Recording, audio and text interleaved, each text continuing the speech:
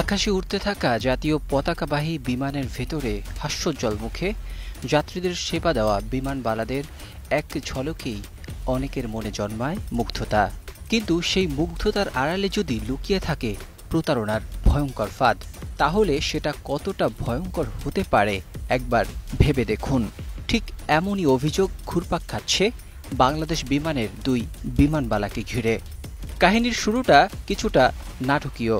এক বেসরকারি এয়ারলাইন্সের প্রকৌশলী হঠাৎ করেই নিজেকে খুঁজে পান এক অদ্ভুত ফাঁদে। তার দাবি, বিমানের কেবিন ক্রু খাদিজা সুলতানা শিমুর সঙ্গে পরিচয় ছিল নিছক এক বন্ধুত্বের মতো। কিন্তু ধীরে ধীরে সেই সম্পর্ক মোড় নেয় ভালোবাসায়।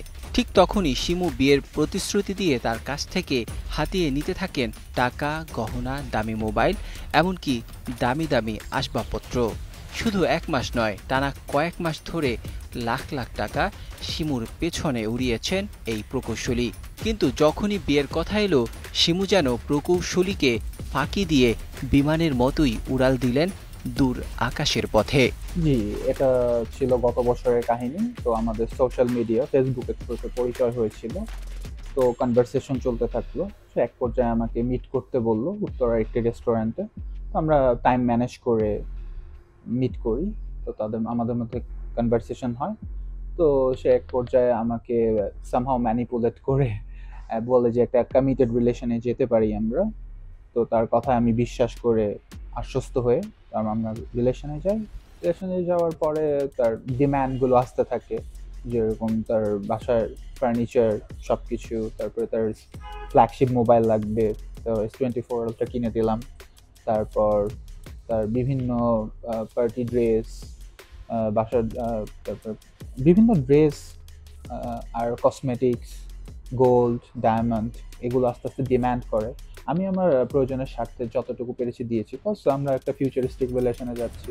শিমুর ঠিকানা খুঁজতে গিয়ে উত্তরার একটি বাড়ির গেটে দেখা মেলে বাড়ির মালিকের, কিন্তু শিমুর কোনো খোঁজ মেলে না। তদন্ত চলছে শিমুর বিরুদ্ধে। যখনই প্রকৌশলী শিমুর সাথে যোগাযোগ করতে যান, তখনই তার ফোন বন্ধ থাকে। যখনই ফাইনালি আমরা বসলাম দুই ফ্যামিলি, তো তার ফ্যামিলি বলতেছে সে তার মেয়ে এগুলো সবকিছু করেছে, আমি নাকি কিছুই দেইনি। তার ঘরে এই ফার্নিচার, তারপরে আপনার এসি, ওয়াশিং মেশিন সবকিছুই মানে এন্টায়ারলি ডেকোরাম আমি করে দিয়েছি, বাট তারা ক্লেম করতেছিল দেয়নি। এবং তারা আমাকে মামলার হুমকি দেয় তার ভাইকে দিয়ে। এগুলো দেখিয়ে পরে তারা কেটে যায়। পরে আমার সাথে আর কমিউনিকেশন হয় নাই, বাট সে আমার সব জিনিসপত্র ইউজ করে নিয়ে বাসা চেঞ্জ করে ফেলে, আমার সাথে কোনো কনভারসেশন করে না, কমিউনিকেশন করে না, সে চলে যায়। এবার আসা যাক MST মৌরি নামের আর এক বিমানবালার গল্পে। অভিযোগ এসেছে, মৌরি এক কাতার প্রবাসী ব্যবসায়ীকে তার স্নিগ্ধ হাসি আর মধুর আলাপে বন্দি করে কয়েক মাসের মধ্যেই হাতিয়ে নেন লক্ষ লক্ষ টাকার উপহার সামগ্রী। কিন্তু এখানেও সেই একই কাহিনী। বন্ধুত্বের হাত বাড়িয়ে মৌরি ব্যবসায়ীকে নিঃস্ব করার খেলায় মেতে ওঠেন। তাদের একটাই টার্গেট, ভালো ভালো প্রোফাইলের প্রবাসীদেরকে টার্গেট করে তারা অ্যাডভান্টেজ নেবে। সিরিয়াস রিলেশন বলে তারা এই অ্যাডভান্টেজ নিয়ে তারপরে বলবে আমার আসলে 2 মাসের বেশি কাউকে ভালো লাগে না, আমি অ্যাডজাস্ট করতে পারি না, আমার টেস্ট চেঞ্জ করতে হয়।